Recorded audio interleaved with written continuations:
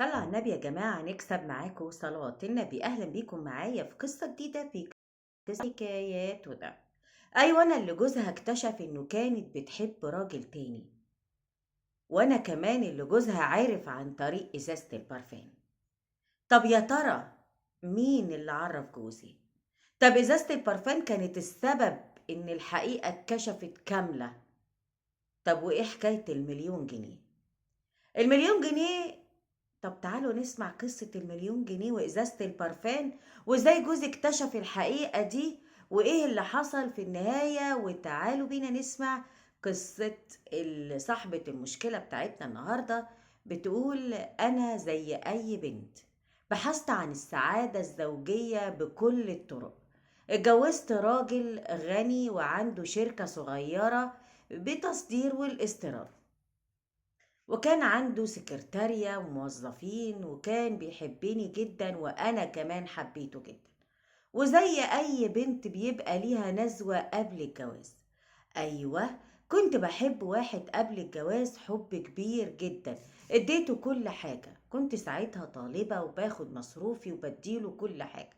لكن حسيت إن هو أناني جدا وبيحب مصلحته بس.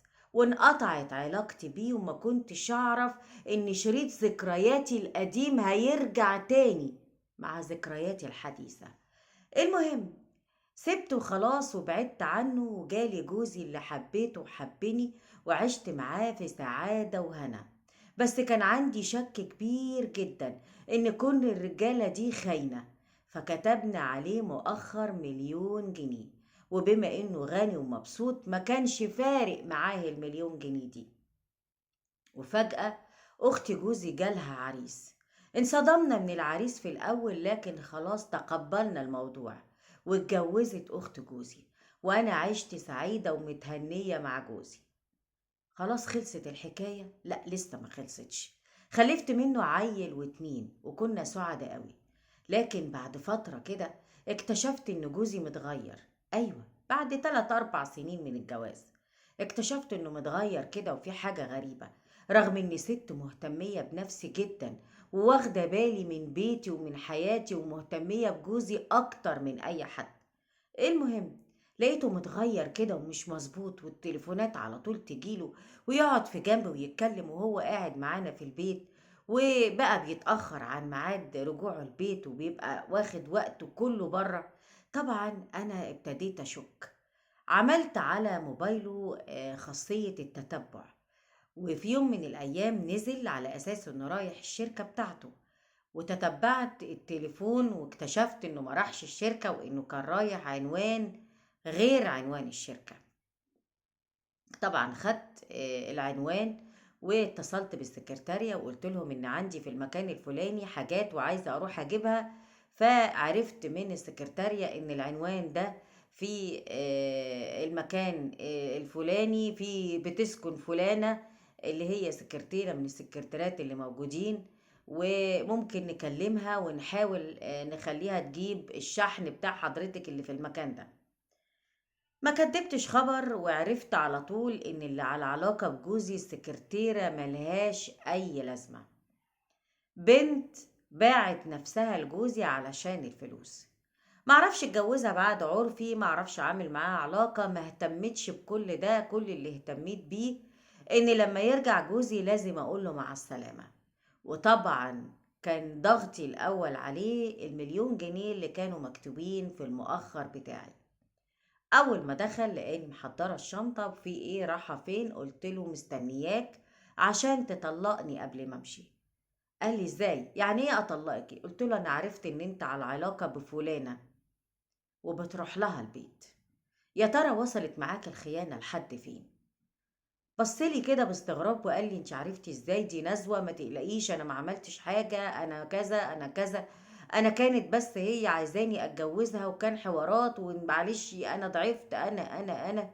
ومن شدة حبي ليه، وعلشان فعلا بحبه جدا ومش عايز اخرب بيتي، سامحته. بس كان ليا شروط. الشرط الاولاني انه يطرد السكرتيرة دي شر طردة، ولما يطردها، وده كان شرط التاني، اكون متواجدة واشوفها قدام عيني وهي ماشية ومفضوحة قدام كل الموظفين. وفعلا عمل كده وطردها وانا كنت موجودة، وبصيت لها كده بصة وقلت لها خليكي عبرة لأي واحدة غيرك تحاول ان هي تبص لجوزي. طبعا يعني انا كان هدفي ان انا اعمل كهربا في الشغل علشان محدش يبصله ولا يقرب له. وعدت الأيام شهر واتنين وتلاتة وأربعة وأنا خلاص نسيت الموضوع، لكن في غيري منسيش، في غيري ما حاولش إنه يعدي اللي حصل ده. جالي تليفون من واحدة بتقولي هتدفعي تمن اللي عملتيه غالي جدا. المهم ما حطيتش في دماغي، لكن جت لحظة عيد ميلادي وجوزي عمل لي عيد ميلاد كبير جدا، عزم فيه كل اللي نعرفهم وكل حبايبنا. لكن في عيد الميلاد الهدايا كانت كتير جدا، بس فيهم هدية كانت مميزة وغريبة، هي إزازة برفان. إزازة البرفان دي كانت جايالي، ومعروف إن إزازة البرفان دي بتبقى الكابلز، يعني بتبقى لراجل وست، نفس ريحة البرفان بس الاتنين بيشتركوا في نفس الإزازة. هو ليه واحدة رجالي وفي واحدة حريمي، قال يعني بيقربوا من بعض. ولقيت الإزازة جاي معاها ورقة مكتوب فيها إزازة البرفان اللي احنا بنحبها، وأنا خدت واحدة وانتي واحدة علشان تفتكريني يا نور عيوني أول ما تحطيها، وتعرفي وتتأكدي إن أنا لا يمكن ولا يمكن هنساكي. طبعا قطعت الورقة بسرعة قبل ما جوزي يشوفها، وخدت ازازة البرفان ورحت مدخلاها جوه، وكانت صدمة كبيرة لما عرفت مين اللي بعتلي ازازة البرفان. طبعا انا اتضايقت وارتبكت ومعرفش ايه اللي حصل وليه كده. المهم طبعا عدى يومين على عيد ميلادي وجوزي جالي وقال لي ان اخته عندها مشكلة كبيرة مع جوزها اللي هو كان حبيبي الاولاني، اللي حاول يتقرب من أخت جوزي علشان يبقى جنبي، وفعلا اتجوزها ومحدش يعرف إن هو كان حبيبي الأولاني. طبعا جري جوزي وراح لأخته اللي قالت له برضو إن إزازة البرفان دي جات لجوزها، وإزازة البرفان دي الكابلز، يا ترى مين اللي بعتها له. فجوزي شاف إزازة البرفان وبسرعة افتكر ان في اختها عندي، فجالي على طول على البيت. ولما جالي قال لي ازازه البرفان دي مين اللي بعتها لك؟ قلت له معرفش. قال لي انا عرفت، ضربني ورمى عليا يمين الطلاق، وقال لي انت على علاقه بجوز اختي، انت جوز اختي حبيبك. انا اتصدمت. قلت له ده كان قبل ما اتجوزك، لكن صدقني مفيش بيني وبينه حاجة، هو اتجوز اختك وانا اتجوزتك وخلاص اللي بينا خلص. قال لي وانت ازاي ما قلتليش؟ وهو اتجوز اختي عشان يبقى قريب منك، ويا ترى حصل ايه وجرى ايه بينكم بعد ما اتجوزتيني وهو اتجوز اختي؟ طبعا اتصدمت صدمة كبيرة جدا، ما بقيتش عارفة اعمل ايه، ورمى عليا يمين الطلاق وفعلا مشيت. وجالي تليفون بعد الطلاق بتلات أربع أيام، ولقيت السكرتيرة اللي كانت بتبقى على علاقة بجوزي وبتحبه أو بتغشه أو عايزة تبتزه بالفلوس بتقولي مبروك عليك الطلاق يا مدام. قلت لها يعني انت اللي كنتي السبب؟ قالت لي ايوه، انا اللي دورت وبحثت وعرفت ان انت واخت جوزك او عريس اخت جوزك كنتوا بتحبوا بعض، وانا اللي عرفت وعملت كل ده علشان اردلك الألم لما فضحتيني وطلعتيني بفضيحة من الشركة وبعتي جوزي عني. قلت لها ازاي وصلت لكده؟ قالت لي انا ما سبتش الدنيا الا لما عرفتها كويس وقدرت اخرب حياتك. مبروك عليك المليون جنيه. قلت لها مليون جنيه ايه، انا كان اللي يهمني جوزي مش الفلوس زيك يا مادية. طبعا حزنت جدا وزعلت ان جوزي اتهمني في شرفي وهو عارف ان انا مش كده. يمكن اكون غلطت اني خبيت عليه ان جوز اخته هو الحبيب الاول، بس خلاص الموضوع اتنسى، وجوز اخته اخلص لاخته فعلا، وان الحركة بتاعت البرفان دي كانت مقصودة، وان السكرتيرة الغبية هي اللي بعتت ازازة هنا وازازة هنا علشان تخرب الدنيا، وقدرت تخربها. وفجأة لقيت أخت جوزي بتخبط عليا ودخلت. قلت لها: انت ازاي تيجي هنا؟ انا مظلومة وجوزك كمان مظلوم. قالت لي: خلاص انا عرفت كل حاجة وجوزي قال لي على كل حاجة، وعرفت ان السكرتيرة هي اللي عملت كل دون وهي اللي قلبت الدنيا، وجوزي قال لي كل حاجة وقال لي الحقيقة وانا بصدقه. قلت لها: ازاي؟ ما انت على طول تقولي عليه انه كذاب.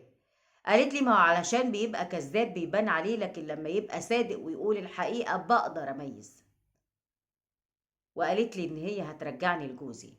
بس انا صعبان عليا قوي، صعبان عليا قوي ان هو خني اول مرة وسامحته، وصعبان عليا انه ما شافش مني اي حاجة وحشة، وان واحدة زي دي خلت بيتنا اللي انا كنت فاكرة انه مبني من الاسمنت اللي لا يمكن يتهد، انه مبني بالقش وسهل جدا انه يطير، وانه شك في اخلاقي وفي شرفي، ودي حاجة تعبتني جدا. هي بتقولي ان هو عايز يرجعني، واني جاية وسيط عشان نرجع لبعض، واتصل بيا بالتليفون اكتر من مرة ويقولي سامحيني، بس انا مش قادرة اسامح. تفتكروا انا كده غلطانة؟ تفتكروا انا غلطت لما انا خبيت عليه ان جوز اخته هو حبيبي الاولاني؟ تفتكروا طيب ان انا غلطت اني سامحته لما كان مع البنت السكرتيرة؟ طب تفتكروا اسامحه وارجع لبيتي وحياتي وانسى اللي عدى وفات؟ انا مش عارفة اعمل ايه. ارجوكوا قولولي اعمل ايه واتصرف ازاي. الحل: المسامح كريم. ايوه، المسامح كريم، وبداية الغلط من عندك انتي ومن عند جوز اخته. الموضوع طبعا مؤلم جدا انه يكتشف ان جوز اخته هو حبيبك الاولاني، وهيبقى في شكوك كتير على فكرة. يعني ما تخديش الموضوع بثقة بقى وتكلميه قدام جوزك وتكلميه قدام مراته، لان الوضع حساس جدا.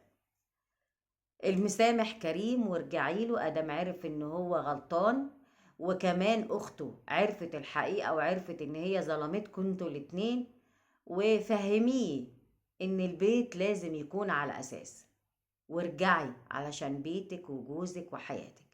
ما عنديش حل تاني، ما اقدرش اقولك اكتر من انك تسامحي عشان البيت ما يتخربش. وشيء جميل جدا ومميز جدا ان تلاقي راجل شريكي وعايزك وبيعتذرلك. عارفة يعني ايه راجل يعتذر؟